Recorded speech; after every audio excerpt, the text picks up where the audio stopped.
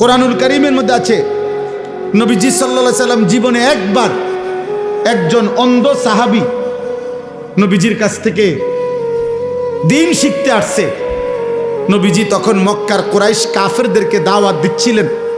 নবীজি ওনার দিকে তাকাইয়া ভাবছেন ও তো আমার পক্ষেরই লোক, আমার সাহাবী, তাকে আমি পরে বলি। তো ফলে ওনার থেকে চেহারা তাকাইয়া আবার ফিরে গেছেন, দিয়া কাফেরদেরকে দাওয়াত দিচ্ছিলেন। আল্লাহ তাআলা কোরআনুল কারীমের সূরা নাজিল করে নবী সাল্লাল্লাহু আলাইহি সাল্লামের এই আচরণ সংশোধন করে দিয়েছেন। আল্লাহ বলছে, বন্ধু এটা কিন্তু ঠিক হলো না, ঠিক হলো না। আপনি আপনার একজন সাহাবীর দিকে তাকিয়ে চেহারা আবার ঘুরাইয়া ফেললেন। আনজাআহুল আ'মা, কি অন্ধ দেখা না?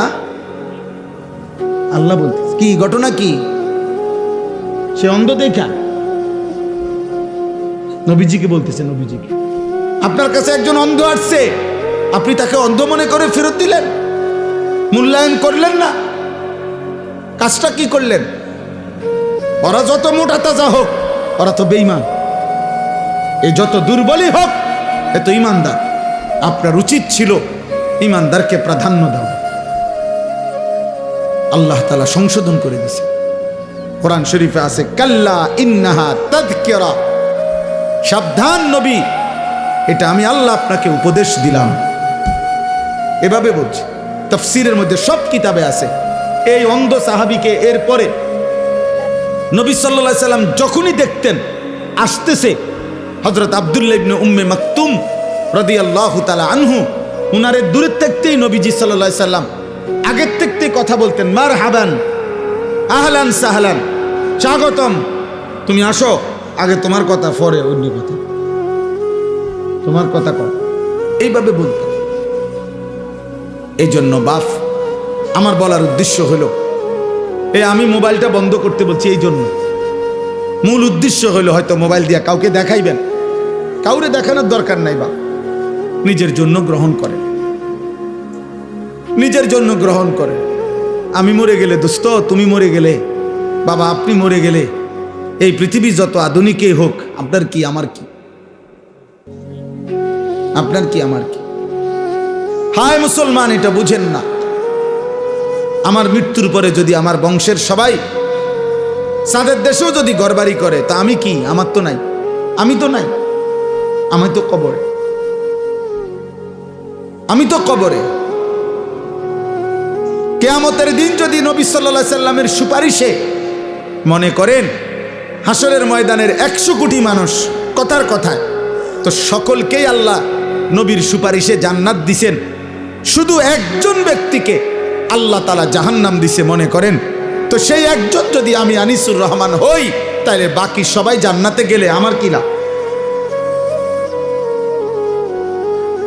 আমার কি লাভ তখন? ঠিক আছে, ওরা সবাই জান্নাতে গেছে, আমি তো জাহান্নামী হলাম। তখন বাকিদের জান্নাতে যাওয়ার দ্বারা জাহান্নামী ব্যক্তি এইটা নিয়ে বলবে, যাক আমি জাহান্নামে জ্বলতেছি, আমার ফুট তো বেহেশতে গেছে, এটা নিয়ে কইবে আমি জাহান্নামী হইলাম আর কি, যাক আমার বউ তো জান্নাতে গেছে, এটা নিয়ে বলবে? বরং আফসুস করবে, আফসুস, আফসুস করবে। এই জন্য কোরআনুল কারীমের মধ্যে আল্লাহ তাআলা বলছেন, ইয়াউমা তুকাল্লাবু ওয়ুজুহ, জাহান্নামী বান্দা কিয়ামতের দিন জাহান্নামের আগুনে তোমাদের গাল, তোমাদের চেহারা, কড়াইয়ের উত্তপ্ত তেলের মধ্যে যেভাবে মাছ এই পিঠ ওই পিঠ করে ভাজে, খোদার কসম তোমাদের গাল, তোমাদের চেহারা জাহান্নামের আগুনের মধ্যে উলট পালট করে পোড়াইতে থাকবে। আর নাফরমান শুধু চিৎকার করবে আর বলবে, ইয়াকুলুনা ইয়া লাইতানা আতা'না আল্লাহ ওয়া আতা'নার রাসূলা, হায় আমার আফসোস, মন্দ কপাল, আমি যদি আল্লাহ এবং রাসূলের আনুগত্য করতাম। দোস্ত তোমাদেরকে বলি, বাবা নওজোয়ান, খুব বেশি ফুর্তি করছো তোমরা খুব বেশি রঙের ঘুড়ি উড়াইতেছ, খুব বেশি তামাশা করছো। এই নতুন প্রজন্মের 14, 16, 18, 20, 25 বছরের কিশোর যুবক, তোমরা যা করছো, মুসলমানের সন্তান এমনটা মানায় না, উচিত না। মুসলমানের ঘরে এক মুসলিম মায়ের পবিত্র দুধ পান করে এত আত্মবিস্মৃত, আত্মভোলা, এমন আল্লাহ বলা, আখিরাত বলা হওয়া উচিত না। এটা সুফল আনবে না, খোদার কসম না। আখিরাত তো নাই দুনিয়ার মধ্যেও। আমি বললাম পরিষ্কার, এই অব্যাহত নারী ছবি, জিনা, ব্যভিচার, মোবাইলের অস্থির দৃশ্য দেখা, উলঙ্গ নাচ গান দেখা, এক ওয়াক্ত নামাজ না পড়া নাফরমান আগামীর পৃথিবী তোদের জন্য কল্যাণ আনবে না। মনে রাখো, তোমরা অধিকাংশ কিশোর যুবক ছেলের চেহারা দেখলে পরিষ্কার বোঝা যায়, এই যেগুলা দাঁড়ায় আছো, বসে আছো, অধিকাংশই নওজোয়ান বেনামাজি। তোমরা, তোমাদের চেহারার মধ্যে নামাজের কোনো চিহ্ন নেই। বেনামাজি, বেয়াদব, বেনামাজি, বেয়াদব। আসমানের নিচে জমিনের উপরে বেনামাজির চাইতে নিকৃষ্ট কোনো বেয়াদব আর কেউ। যার কপালে সেজদা নাই সে পৃথিবীর যেই কোনো নিকৃষ্ট জানোয়ারের চাইতে নিকৃষ্ট। জানোয়ার এজন্য সেজদা দেয় না, কারণ কোন জানোয়ারের উপরে সেজদার হুকুম নাই। মানুষ নামের এই জানোয়ারকে আল্লাহ সেজদা দিতে বলছে, অথচ সে সেজদা দেয় না, এই জন্য এইটা জানোয়ারের চাইতে নিকৃষ্ট। কুত্তা এই জন্য সেজদা দেয় না, কুত্তার উপরে সেজদার বিধান নাই। শূকর এই জন্য সেজদা দেয় না, শূকরের উপরে সেজদার বিধান নাই। ছাগল, গরু এই জন্য সেজদা দেয় না, তাদেরকে আল্লাহ সেজদা দিতে বলে নাই। আব্বা তোমারে বলছে, তোমারে বলছে বাপ। এজন্য আসমানের নিচে জমিনের উপরে আল্লাহর কোরআনে আল্লাহ বলছে, ফাখালাফা মিন বাদিহিম খালফুন, সর্বনিকৃষ্ট মানুষ। কোরআন শরীফের আয়াত, সবচেয়ে নিকৃষ্ট মানুষ আল্লাহ বলছে কারা? আল্লাহ বলছে আদাউস সালাহ, এক, যারা তাদের নামাজ নষ্ট করে। দুই, ওয়াত্তাবাউস শাহওয়াত, যারা তাদের শাহওয়াত, মনের হারাম চাহিদা, কুবাসনা, মনের চাহিদা শুধু পূরণ করে, আল্লাহর বিধান, রসুলের বিধান, হালাল হারামের বিধান কোনো পরোয়া করে না। খোদার কসম, আল্লাহ বলছে তারা সর্বনিকৃষ্ট প্রজন্ম, ওরা নিকৃষ্ট, নিকৃষ্ট, নিকৃষ্ট,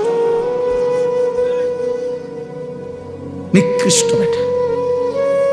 অতএব বেনামাজি ছেলেরা, তোমরা যারা আজকে সারা দিনে এক ওয়াক্ত নামাজ পড়ো নাই, নাফরমান, তুমি চলে গেলে ভালো হয়। যাও এখান থেকে, সরো, যাও বেটা নাফরমান, চলে যা বেটা। তোর মতো নাফরমানের ভালোবাসা দিয়ে আমি কি করবো? আমি কি ভোটে দাঁড়াইছি বেটা? আমি কি ভোটে প্রার্থী? আমি কি নির্বাচনের গণসংযোগে আসছি বেটা? তামাশা দেখা কি করবা? হুজুরের কি করবা? মুসলমানের ঘরে এমন নিকৃষ্ট সন্তান কেমনে হইলা? 365 দিনে, খোদার এক বছরে কোনোদিন ফজরের নামাজ পড়লা না, এত বড় জানোয়ার কেমনে হইলা? এত বড় জানোয়ার হইলা কেমনে? তোর মা তোকে দুধ পান করায় নাই? তোর মা তোকে আল্লাহ চিনায় নাই? তোর বাপ তোকে বলে নাই? তোর মক্তবের হুজুর তোকে বলে নাই? তোদের গ্রামের মসজিদে আজান হয় না? তোদের পাড়ায় মহল্লায় তোর সামনে আর কেউ নামাজ পড়ে না নাফরমান? তুই মুসলমানের ঘরে ঘুমাস না বেটা? তোর কোনো অভিভাবক নাই বেটা? হ্যাঁ, সিনেমার ওই নর্তকী তোর অভিভাবক বেটা? মোবাইলের ওই উলঙ্গ নারী, ফুটবলের খেলোয়াড়, ক্রিকেটের খেলোয়াড়, ইউরোপ আমেরিকার কোনো বেঈমান? বলো আব্বা, জন্ম মুসলমানের ঘরে, চুল রাখলা কেন বেঈমানের মতো করে? তোর আব্বা ভুলে গেলি কেন বেটা? এই নাফরমান, বাপ ভুলে গেলে তার পরিচয় থাকেনি বেটা। বল বেটা, একটা ছেলে বল, এই চুল কার মতো রাখছ বেটা? মাথা নোয়াইলে কি হবে বেটা? মুসলমানের ঘরে জন্ম নিছ কিনা বেটা? দাঁড়ায় বল বেটা। অপদার্থ মুশরিক বেঈমানের মতো, কোন ইহুদি বেঈমান, কোন খ্রিস্টান বেঈমান, কোন মুরতাদ, কোন আল্লাহর দুশমন, কোন বেঈমানের মতো চুল রাইখা মুসলিম পরিচয় দাও কোন লজ্জায়? কোন কোন শরমে বেটা, কোন শরমে? ছি ছি ছি বেটা, ছি। সেজদাবিহীন কপাল যাদের, তোদের কপালে থুতু মারলাম। থু তোর কপালে, থু তোর কপালে থুতু দিলাম। তুই রবের দুশ্মন, ইসলামের দুশ্মন, আল্লাহর দুশ্মন। আমার নবী সাল্লাল্লাহু আলাইহি সাল্লামের 23 বছরের চোখের পানির কোনো কদর করলা না। আমার নবীর তায়েফের প্রতি ফোঁটা রক্তের কোনো কদর করলা না। আমার নবীর উহুদের ধান শহীদ করা রক্তের কোনো কদর করলা না। যে নবী আমার পেটে পাথর বাঁধছে উম্মতের জন্য ক্ষুধার কষ্টে, হাসরের ময়দানে তিনি জিজ্ঞেস করবে, উম্মত তুই কি শুনুস নাই? উম্মত আমি না তোর জন্য তায়েফে এত রক্ত ঝরাইছি। মক্কার কাফের বেটা, নবীজির রক্ত মাখা তায়েফের রক্তাক্ত দেহ, মক্কার সবচেয়ে বড় কাফের উতবা, নবীর বড় দুশ্মন ছিল যে ব্যক্তি মৃত্যু পর্যন্ত আবু জেহেল আবু লাহাবের সাথে উতবা নামে এই কাফের সর্দার সর্বপ্রথম আমাদের নবী সাল্লাল্লাহু আলাইহি সাল্লামকে তায়েফ থেকে নবী যখন ফিরে আসছে মাঝ পথে রক্ত মাখা দেহ তখনও মুছে নাই। খোদার কসম কিতাবে আছে এই উতবা নবীকে দেখছে প্রথম এই কাফের সর্দার। এরই ভাতিজা তো নবীজি আজকে 11 বছর নবীর বিরোধিতা করে গেছে মক্কায়, কিন্তু তায়েফ থেকে নবী ফিরে আসছে উতবার বাগানে নাখলা নামক জায়গায়, মক্কা এবং তায়েফের মাঝামাঝি জায়গায়। নবী সাল্লাল্লাহু আলাইহি সাল্লাম যখন ঢুকছে তখন উতবা বাগানে ছিল। সে দূর থেকে তাকাইয়া দেখছে ভাতিজার সারা দেহে রক্ত মাখা, তায়েফ থেকে ফিরে আসছে। আল্লাহর কসম কিতাবে লিখছে সে তো কালেমা পড়ে নাই, কিন্তু এই কাফের সর্দার নবীজির রক্ত মাখা দেহ দেখা চিৎকার দিয়া কাঁদছে আর বলছে, তায়েফবাসী আজ 11 বছর আমরা আমাদের ভাতিজার বিরোধিতা করি, কিন্তু কোনোদিন তাকে এভাবে মারি নাই। তোরা আমার ভাতিজারে কেমনে পারলি এভাবে মারতে?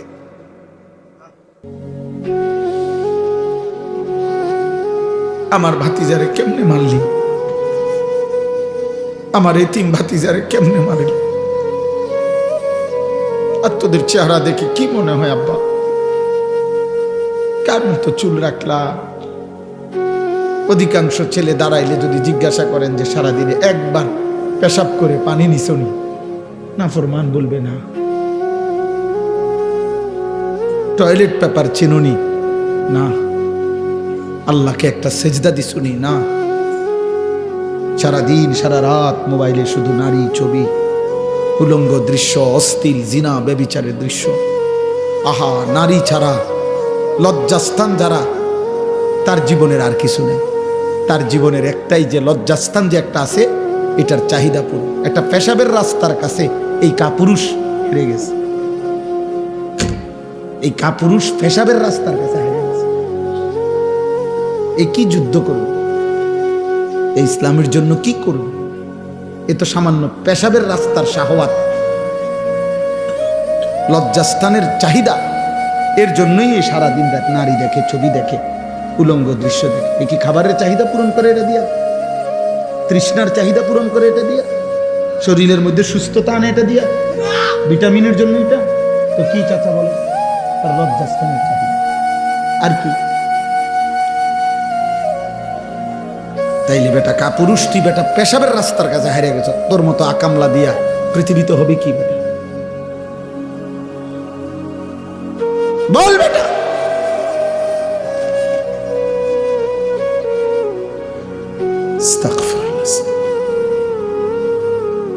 এজন্য ভাবো, আমি বলতে চাইছি এটা, আমি জনপ্রিয়তা বুঝি না, ছোট বড় মাহফিল বুঝি না, অনেক লোক হয়েছে না কম হয়েছে এটা আমার কিচ্ছু আসা যায় না। আমি সবসময় এক তালেই বলতে চেষ্টা করি। বেশি বা কম দ্বারা প্রভাবিত হওয়া এটা কোনো প্রয়োজনীয় কিছু না। নবী সাল্লাল্লাহু আলাইহি ওয়াসাল্লাম বলছেন, ফাওয়াল্লাহি লা আন ইয়াহদিয়াল্লাহু বিকা রাজুলান ওয়াহিদান খায়রুন লাকা মিন হুমুরিন নাআম। নবীজি বলছেন, আল্লাহর কসম, তোমার দ্বারা একজন ব্যক্তি আল্লাহর পথ পাওয়া গোটা আরবের সমস্ত দামি ওট তোমাকে হাদিয়া দেওয়ার চাইতে উত্তম।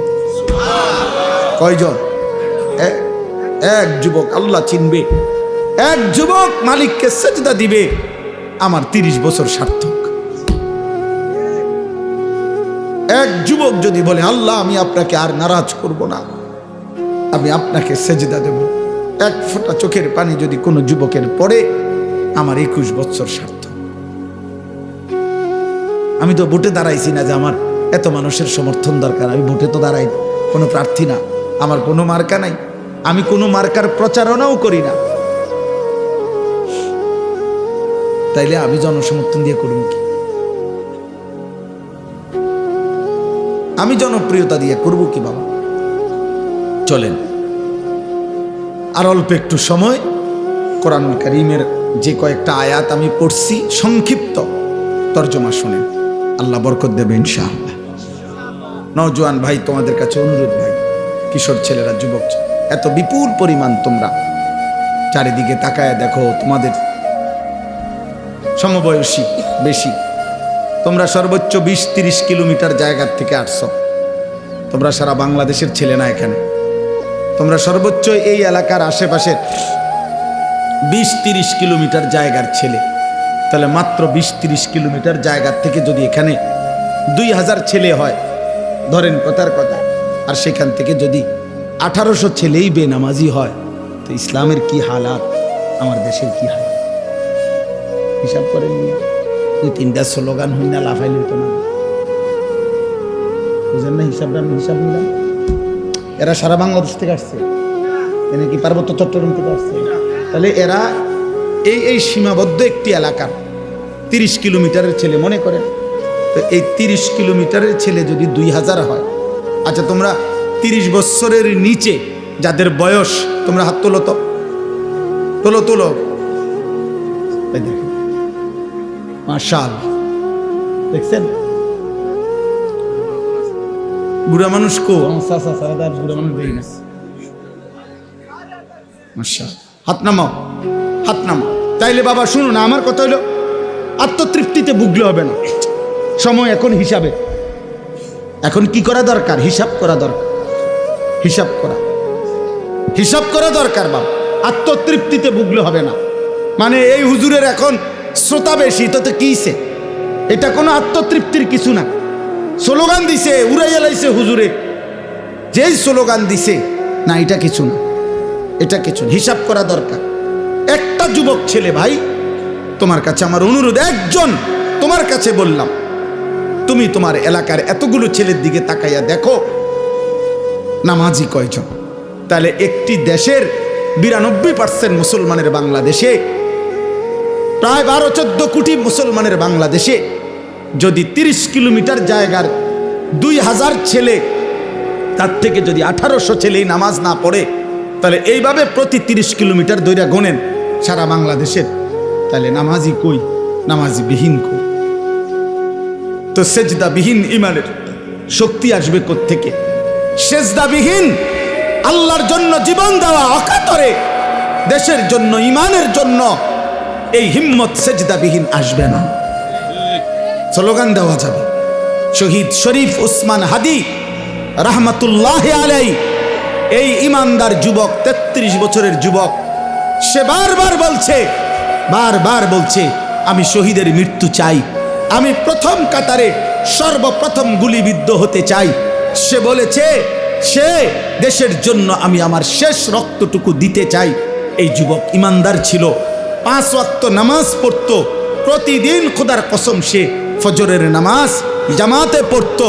তার বাবা আলেম ছিলেন, সে নিজে হাফেজে কোরআন ছিল, ফজরের নামাজের জন্য ক্যাম্পেইন করত, বন্ধুদেরকে উঠাইতো, ফজরের নামাজ সহ 5 ওয়াক্ত নামাজ জামাতে পড়তো। যেদিন গুলিবিদ্ধ হয়েছে সেদিন সে জুমার নামাজ পড়েই এই প্রথম ঘর থেকে, মসজিদ থেকে ফিরছিল, তো এরপরে গুলিবিদ্ধ হয়েছে। আমার বন্ধু এই যুবক আল্লাহর কোরআন পড়তে পারতো বিশুদ্ধ, রসুলের হাদিস পড়তে পারতো বিশুদ্ধ, তার মা পর্দানসীন, তার স্ত্রী পর্দানশীল, তার ভাই বড় আলেম, তার বাবা বড় আলেম, সে নিজে হাফেজে কোরআন, সে আগে মাদ্রাসায় পড়ালেখা করছে। আল্লাহ তাআলা এই জন্য বলছে, যুবক, দেশপ্রেমের কথা তো অনেকেই বলে, মাতৃভূমির কথা তো অনেকেই বলে, রাজনীতির লম্বা লম্বা স্লোগান, বক্তৃতা, বিবৃতি অনেকেই তো মারে, কিন্তু আমি আল্লাহ তোর কলিজায় ঈমানও দেখলাম, দেশপ্রেমও দেখলাম, দুইটা আমি একসাথে গ্রহণ করে। তুমি হাদি চেয়েছিলে মাত্র 500 ভোট, সে বলেছিল এইবার আমি প্রার্থী হয়ে মাত্র যদি প্রথমবার 500 ভোট পাই তাইলেই আমি ভাগ্যবান মনে করব। আর শাজিমের মালিক আল্লাহ বলে, তোর ফজরের সেজদার বদৌলতে আমি আল্লাহ 18 কোটি মানুষের সমর্থন তোকে দিয়ে দিলাম, যা।